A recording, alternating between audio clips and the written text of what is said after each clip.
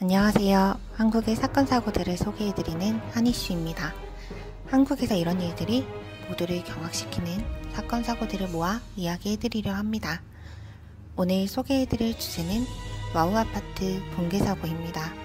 아시는 분들은 모두 이 사건 하고 떠올리실 텐데요.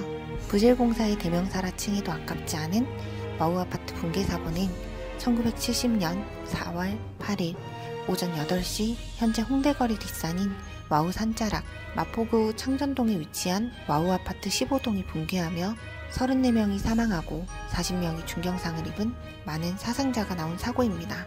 사건의 전말은 이렇습니다. 서울시의 당시 전국 각지에서 일자리를 찾아 밀려드는 인구로 인해 일명 판자촌이라고 불리는 열악한 상태의 무허가 주택들이 급증하였습니다.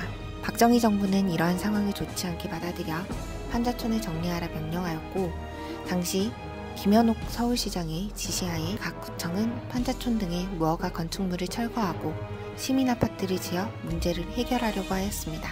이 과정에서 건설된 시민아파트 중 하나가 바로 와우 아파트입니다. 시민아파트는 대부분 상가장 자리에 지어지게 되었는데, 아파트 단지를 대거 지을 평지는 지가가 비쌌기 때문에 예산 문제로 인해 국유지인 산 가장자리에 짓게 됩니다. 왜 저런 곳에 아파트를 짓냐는 질문에 김현옥 시장은 높은 곳에 지어야 청와대가 잘 보인다는 터무니없는 망언을 했다고 합니다. 정해진 기간 안에 아파트를 지어야 하는 상황에서 원가도 턱없이 부족하였고 공무원들과 담당 업체들은 돈을 빼먹기 바빴는데요.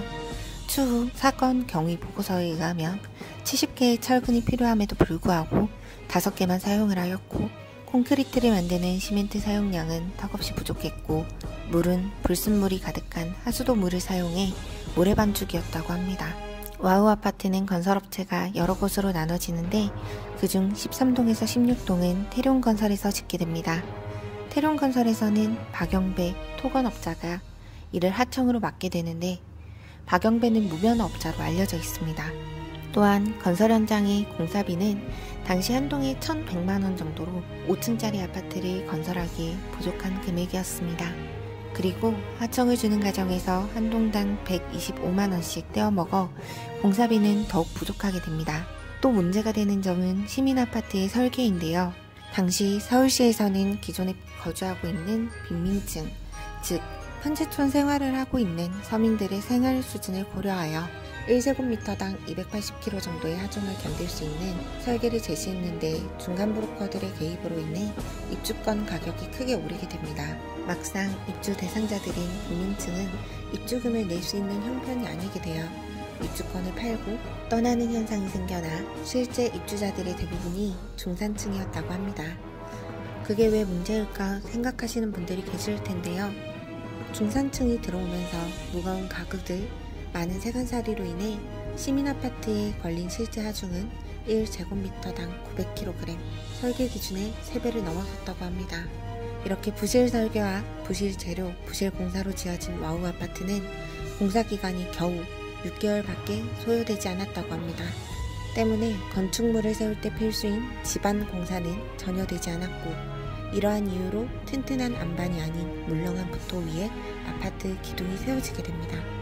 1969년 12월 26일 와우 아파트는 완공되고 입주가 시작되었습니다. 이미 문제의 박영배가 지어놓은 13동에서 16동은 곳곳에서 금이 간 모습이 확인되고 있었다고 합니다. 붕괴 시점은 1970년 4월 8일 겨울이라 땅이 얼어 겨우겨우 버티고 있던 와우 아파트는 봄이 되며 땅이 녹자 기둥이 하중을 버티지 못하고 무너져 내립니다. 불행 중 다행히 붕괴 사고 전 14동은 콘크리트 받침 기둥이 떨어져 나가는 사고로 인해서 주민들이 대피해 있는 상황이었으며, 봄철 해빙기로 인해 땅이 녹자 지반이 내려앉으며 기둥이 내려앉고 아파트가 산 아래로 넘어가듯 무너져 아래에 있던 판자집 세 채를 덮치게 됩니다. 결국 이 사건으로 인해 70여 명이 매몰되어 34명이 사망, 40명이 부상을 당하는 큰 인명피해가 발생합니다. 그나마 입주 진행 중 상태여서 빈 집이 많아 사상자가 덜한 것이라 하는데요. 만일 모든 세대가 입주했다면 사상자는 더욱 심각하게 늘어났을 겁니다. 붕괴 직후 서독의 건축전공 대학원생들이 내한하여 사고 원인을 분석하였는데 아파트는커녕 농가 헛간을 짓기에도 부족한 자재로 도대체 어떻게 아파트를 지었는지 이해할 수 없다며 혀를 내두르고 귀국했다고 합니다. 이 사고로 인해 서울시장 김현옥은 사직하게 되었고 하청업자 박영배는 겨우 징역 5년을 선고받게 됩니다. 아직 건설되지 않은 시민아파트 건설 계획은 모두 폐기가 되었고 당시 시민아파트 434개 동이 완공되어 있는 상태였는데 안전도를 검사하자 349개 동이 보수가 필요하다는 결과가 나왔습니다. 와우 아파트는 붕괴가 일어난 이후 13, 14, 15동을 철거하였습니다. 와우 아파트는 총 19개 동이었는데 붕괴 이후 15개 동은 어느 정도 보강하여 계속 사람들이 살았으며 76년, 84년, 88년, 89년 4차례에 걸쳐서 철거하고 91년까지 남아있던 4개 동도 철거해 남은 터에 공원을 조성했습니다.